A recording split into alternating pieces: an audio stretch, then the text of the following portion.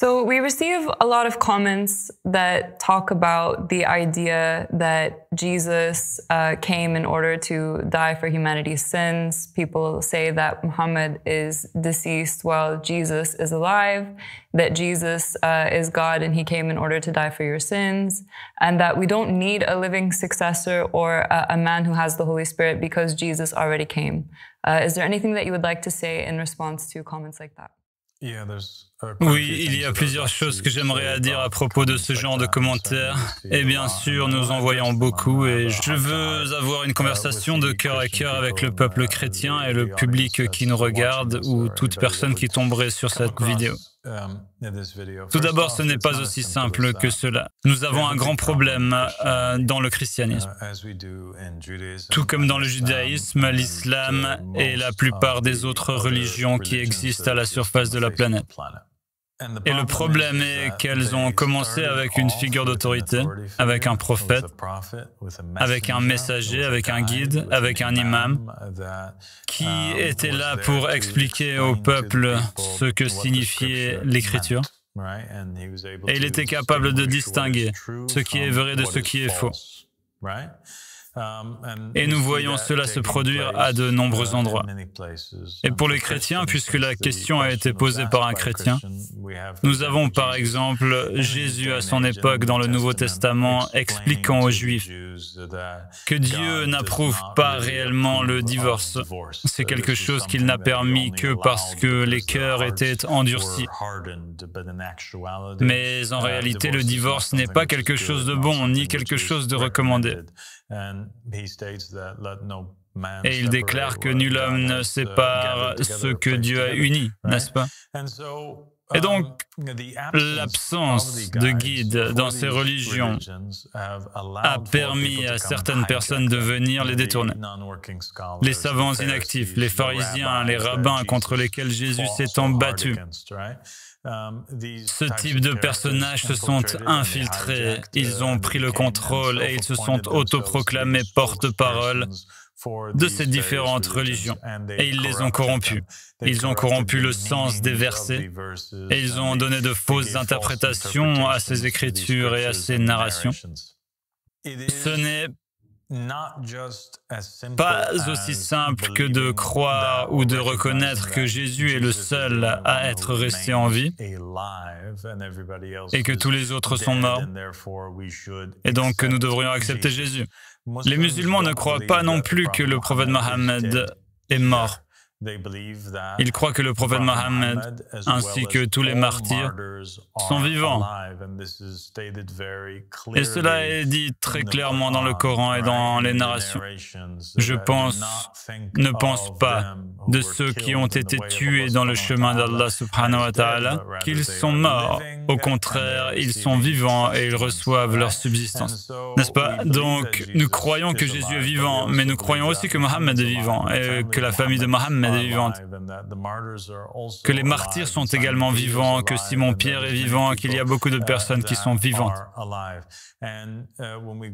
Et lorsque nous allons consulter les évangiles du christianisme, les récits se contredisent les uns les autres. Il semble que les disciples et même Jésus lui-même ne savaient pas ce qui allait se produire. Cela devint un événement choquant lorsque Jésus a su qu'il allait être trahi et qu'il allait mourir sur la croix. Il a demandé à Dieu de lui retirer cette coupe. Les disciples étaient sous le choc et ils ont renié Jésus parce qu'ils ne s'attendaient pas à ce que leur Messie soit crucifié. Et après que la crucifixion a eu lieu, les récits qui ont été écrits dans ces 4 évangiles se contredisaient sur divers détails. Parfois, il disait que lorsque le tombeau de Jésus a été ouvert, il y avait un ange à l'intérieur. D'autres fois, il n'y avait pas d'ange. Parfois, l'ange a déplacé la pierre du tombeau, d'autres fois non. Quand ils ont vu Jésus, quand Marie a vu Jésus pour la première fois après sa réapparition, elle ne l'a même pas reconnu. Les disciples ne l'ont pas reconnu à plusieurs reprises lorsqu'ils ont eu contact avec lui. Thomas, l'un des disciples, selon ce qui est écrit, a douté de la manifestation ou de l'apparition même de Jésus devant devant lui. Ils ne croyaient pas que c'était Jésus. Ils pensaient que c'était une sorte d'apparition ou d'hallucination. Et donc, ils étaient en désaccord les uns avec les autres. Et ce sont ces récits-là qui ont été approuvés. Et ces récits qui ont été approuvés sont écrits par 4 individus, Jean, Marc, Luc et Matthieu. 4 individus dont le monde chrétien ne sait même pas qui ils sont. Les savants ne savent même pas s'il s'agit de compagnons de première génération ou de seconde génération. Qui sont-ils, ceux à qui ces évangiles sont attribués? Et donc la source de ces narrations est inconnue. Et il y a beaucoup d'autres narrations qui ont été laissées de côté dans le Nouveau Testament. Divers récits qui ont été écrits et qui contredisent ces versions-là. Nous savons que certains écrits apocryphes affirment que Jésus n'est pas mort sur la croix et qu'en réalité, il a réussi à quitter son corps et qu'il s'est assis sur un arbre en observant pendant que son corps ou sa partie charnelle était crucifié. Et il riait des gens qui croyaient qu'il était en train d'être crucifié. Or, ce n'est pas un hadith, ce n'est pas une source coranique ou islamique, c'est une source chrétienne qui l'affirme.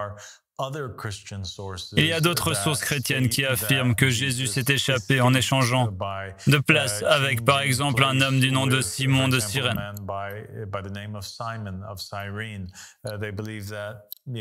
Ils croient que, selon un récit, Simon est devenu le sosie de Jésus et a été crucifié à sa place.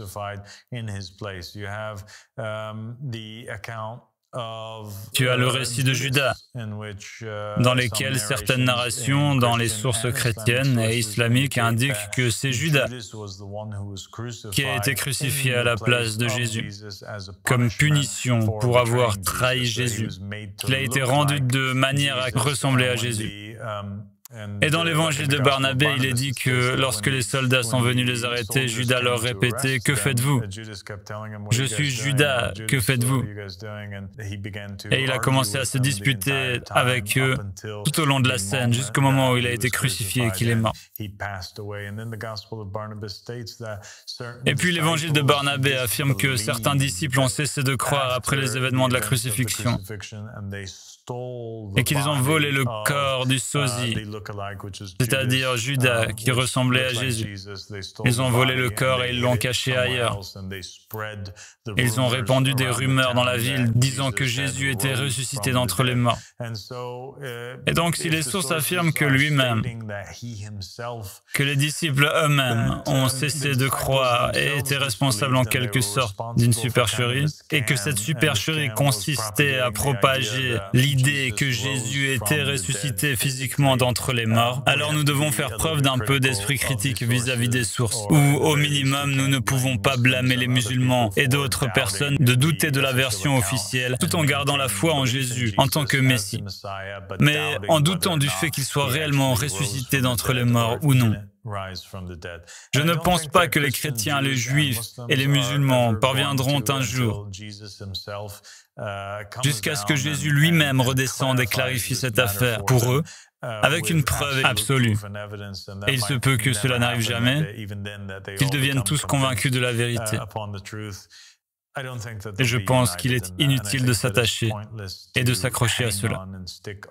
Je pense que notre religion offre une solution aux problèmes auxquels nous faisons face aujourd'hui. Notre religion affirme qu'il est de l'obligation des croyants à chaque époque de s'attacher à la lumière de leur temps. Jésus a dit « Tant que je suis dans ce monde, je suis la lumière de ce monde ». Donc lorsqu'il part, il doit y avoir une autre lumière dans ce monde.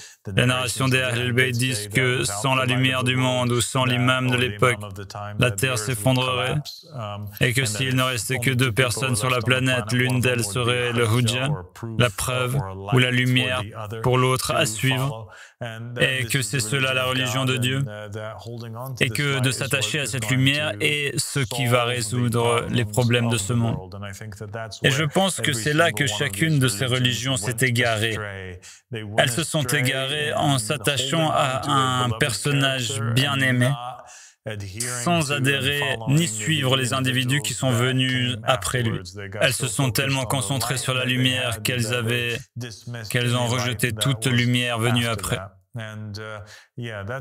Et oui, c'est ça ma réponse à cette question. Pourquoi ne faisons-nous pas simplement l'aveu que Jésus est vivant? Nous reconnaissons que Jésus est vivant, mais nous croyons aussi que d'autres personnes sont vivantes. Et le fait que Jésus soit vivant, mais qu'il ne soit pas présent avec nous, ne nous apporte rien. Le monde est dans le chaos. Que devons-nous faire d'un Jésus qui n'est pas présent? En quoi cela bénéficie-t-il à notre monde? Même si cela bénéficie à notre au-delà. En quoi cela aiderait les orphelins aujourd'hui, les veuves d'aujourd'hui et l'état de la terre d'aujourd'hui? Devons-nous simplement nous mettre de côté et laisser Satan prendre le contrôle? Devons-nous simplement suivre celui que la majorité des gens choisit? Devons-nous simplement deviner qui nous devons suivre? Nous ne pouvons pas faire cela. Nous devons trouver le successeur de Jésus en ce temps, son représentant. Nous devons trouver l'Esprit de Dieu en ce temps si nous voulons résoudre les affaires de la terre. Absolutely. Absolutely. Thank you so much for this answer. I think that it's a very pressing question and that there's just such a huge problem when it comes to leadership in the world today, and I think that it has everything to do with religion. So thank you so much. God bless you.